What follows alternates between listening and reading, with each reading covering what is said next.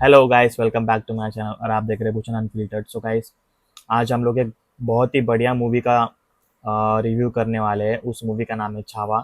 सो guys, Chhaava movie basically Chhatrapati Sambhaji Maharaj के lifestyle पे based movie है। इसमें विकी कौशल ने बहुत ही बढ़िया काम किया है और मैंने ऑलरेडी मूवी 2-3 बार थिएटर में देख चुका हूँ।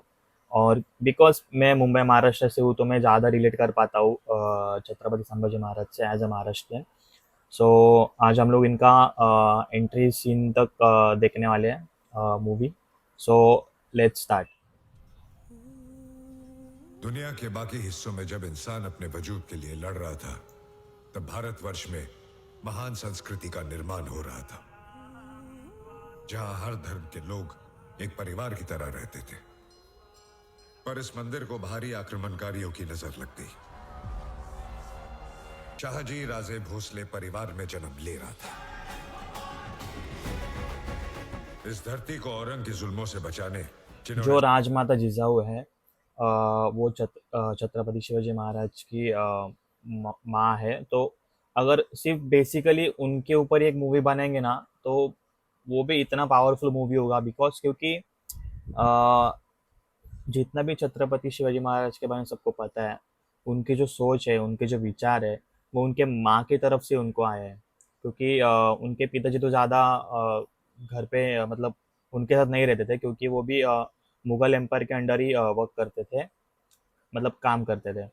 तो जो भी छत्रपति शिवाजी महाराज के ऊपर जो संस्कार है या फिर जो भी अच्छी टीचिंग्स है, उनके माँ ने ही दिए उन्हें, जिजाऊ माँ ने। सो अगर बेसिकली एक सेपरेट मूवी जिजाऊ माँ के ऊपर बनेगी, रानी जिजाऊ के ऊपर, तो वो भी बहुत बड़ी हिट हो सकती है। तो इसके बारे में सोचना चाहिए मेकर्स को कि एक सेपरेट मतलब कभी क्या बोलते हैं, ऐसा सोचा नहीं गया कि मतलब छत्रपति शिवाजी महाराज की सोच ऐसी थी तो उनकी मम्मी कैसी होगी। मतलब वो भी पर्सपेक्टिव एक जानना चाहिए कि उनके मन में क्या आया होगा जब वो सब ये देख रहे होंगे कि औरंगजेब ये सब मंदिर तोड़ रहा है, ये सब कर रहा है। तो उनका क्रोध कितना ज़्यादा होगा उस समय की, मतलब मैं मेरे बेटे को सिखाऊंगी उसके साथ लड़ना, लोगों की सेवा करना। सो गाइस, बहुत ही बेहतरीन टॉपिक होगा ये भी, अगर मेकर्स ने ध्यान दिया तो, कि राजमाता जिजाऊ के ऊपर भी एक मूवी बनना चाहिए। Specially in Maharashtra Marathi movie बहुत सारे बने हैं, लेकिन राजमाता जिजाऊ के ऊपर भी कोई ऐसा एक पर्टिकुलर टॉपिक लेके मूवी नहीं बना है। नॉर्मल एपिसोड सीरीज वगैरह आते हैं तो उसमें दिखा है लंबा, मतलब थोड़ा। लेकिन पर्टिकुलर जिजाऊ माँ के ऊपर फोकस करके एक मूवी बनना चाहिए मेरे हिसाब से। और वो मूवी से मतलब जो इंडिया में अपनी माएँ हैं, वो उन्हें पता चलेगा कि अपने बच्चों को कैसे क्या संस्कार देने हैं, उनको क्या सिखाना चाहिए। और एक इंस्पिरेशन बन सकते हैं वो मूवी आजकल के जो भी रिसेंटली जो पेरेंट्स बनते हैं, जो माँ बनती है, तो वो ऐसे एक टॉपिक पे बनना चाहिए मूवी। औरंगजेब टोपी बना रहा है। बेसिकली औरंगजेब खुद कभी अपने खजाने से पैसे नहीं लेता था। वो जो भी ये टोपियाँ बनाता था, उसके पैसों से वो खुद का खर्चा उठाता था। तो अगर किसी को नहीं पता होगा तो ये भी एक हिस्ट्री का पॉइंट है कि मतलब इतना बड़ा बादशाह टोपी क्यों बना रहा है। तो इसका यही रीज़न है कि वो खुद टोपी सी के पैसे कमाता था और खुद कमा के खुद के ऊपर खर्चा करता था। वो खजाने से कोई भी पैसा नहीं लेता था। में मुगलों ने फतेह हासिल कर ली है जहां पर। लोगों की जन्नत के दरवाजे खोले रखना, शेर आ रहा है, ये एक्चुअल रिटर्न है हिस्टोरियंस के साइड से, कि एक्चुअल ये शब्द बोले गए औरंगजेब के औरंगजेब ने कि या खुदा जन्नत के दरवाजे खोले रखना, शेर आ रहा है। और वो बहुत मानते थे शिवाजी महाराज को भी, क्योंकि उनके लेवल का एनिमी कोई था ही नहीं। मतलब पूरा इंडिया, पूरा हिंदुस्तान औरंगजेब के अंडर था, लेकिन छत्रपति शिवाजी महाराज ने कभी भी दक्खन उनके अंडर जाने ही नहीं दिया। तो उनको पता था कि उनका कैलिबर क्या है। सो इसलिए जब उन्हें पता चला कि छत्रपति शिवाजी महाराज नहीं रहे, सो उन्होंने ऐसे मतलब पूरे पूरे उनके दरबार के सामने ये बोला था कि या खुदा अपने जन्नत के दरवाजे खुले रखना, शेर आ रहा है। So it is true guys.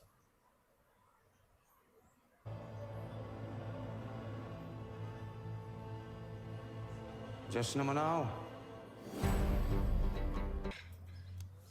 गैर मुसलमानों से वसूला जिजिया बड़ी तेज रफ्तार से शाही तिजोरियां भर रहा है और शिवाजी के इंतकाल सो के बाद लोग जजिया हमें वो अपनी होता है, अगर कोई हिंदू किसी मंदिर में दर्शन के लिए जाते हैं या फिर वो जगह पे कुछ काम करते हैं तो उसका जजिया मतलब टैक्स। सो बेसिकली टैक्स को जजिया बोलते हैं अरबिक में या फिर अलग लैंग्वेज में। और एक ऐसी जगह आती है जैसे आज मुंबई फाइनेंशियल कैपिटल है इंडिया की, तो वैसे ही औरंगज़ेब के ज़माने में Burhanpur is a financial capital of his kingdom. So इसलिए सारा जो सोना जायदाद जेवर ये सब बुरहानपुर में रखा जाता था।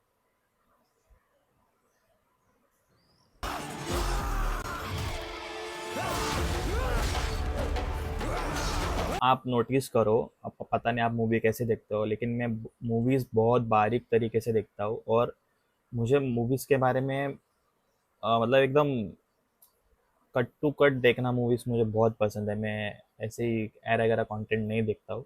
सो गाइस, जैसे कि आप देख रहे हो इस अभी सीन में छत्रपति संभाजी महाराज ऐसे बैठे हैं खंजीर लेके, तो उनका जो हेयर स्टाइल है वो लायन जैसा है। आपने नोटिस किया होगा कि नहीं पता नहीं, लेकिन जब भी मैंने ये मूवी बड़े पर्दे पे देखा था थिएटर में, तो इतना मुझे ये सीन बहुत इतना पसंद है ना कि मतलब इनका जो हेयर स्टाइल है यहाँ से। और आपने सिम्बा मूवी देखा होगा, उसमें भी देखो ना लायन के बाल ऐसे ही रहते हैं ऐसे। सो मतलब लक्ष्मण उत्तेकर और इनके जो मेकअप आर्टिस्ट है, हेयर स्टाइलिस्ट है, उन्होंने क्या ही काम किया है भाई। मतलब कट टू कट डिटेल्स, मतलब अगर वो लायन से फाइट कर रहे तो इनको भी लायन ही दिखाया उन्होंने, कि ऐसे नहीं कि नॉर्मल इंसान लड़ रहा है। सो उनका हेयर स्टाइल आप देखोगे ना, लायन जैसा ही किया उन्होंने चारों तरफ से।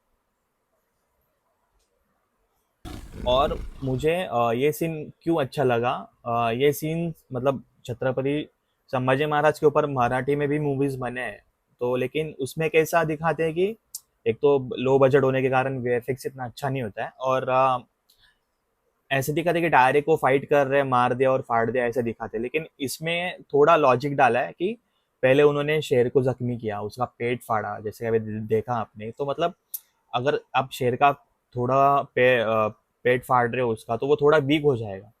ठीक है, ऐसा नहीं कि डायरेक्ट शेर आया पकड़ा और फाड़ दिया, ऐसा नहीं किया है। मतलब थोड़ा लॉजिक डाला है इसमें कि हाँ, शेर को इन्होंने भी घायल किया, इसके लिए शेर का पावर थोड़ा कम हुआ और उसके बाद उन्होंने फाइट किया ऐसा। मतलब ये मुझे बहुत सही लगा कि मतलब एक इंसान डायरेक्ट शेर से नहीं फाइट कर सकता है, लेकिन वो ज़माने में अ, लोग ऐसे थे कि मतलब वो किससे भी फाइट कर सकते थे। मतलब जैसे कि अपने जो ये थे पूर्वज थे, वो बहुत स्ट्रांग थे, तो वो कर सकते थे फाइट, लेकिन थोड़ा तो उनको जख्मी करना ही पड़ेगा ना। अगर आप शेर के सामने कितना भी बड़ा आदमी लेके जाओगे, कितना भी पावरफुल आदमी लेके जाओगे, शेर के सामने नहीं टिक सकता। तो इसमें बहुत सही दिखा है कि थोड़ा शेर को जख्मी किया है, उसके बाद उन्होंने फाइट किया।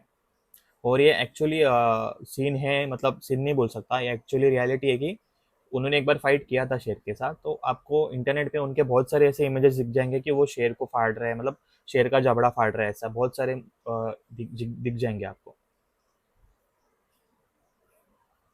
आई होप सो आपको ये रिएक्शन अच्छा लगा होगा। सो ये बेसिकली इंट्रोडक्शन, जितना इंट्रोडक्शन था उधर तक की वीडियो था, पार्ट 1। इसका पार्ट 2 पार्ट 3 हम लोग जल्दी से जल्दी लेके आएंगे। So guys, I hope so आपको ये रिएक्शन और रिव्यू अच्छा लगा होगा। सो गाइस, अगर आपको वीडियो अच्छा लगा है तो प्लीज़ सब्सक्राइब करो, लाइक करो, शेयर करो, और कमेंट्स में बताओ कौन से वीडियोस पे आपको रिएक्शन चाहिए। हम उस वीडियो पे ज़रूर रिएक्ट करेंगे गाइस। सो तब तक के लिए good bye, stay blessed, stay healthy, stay happy.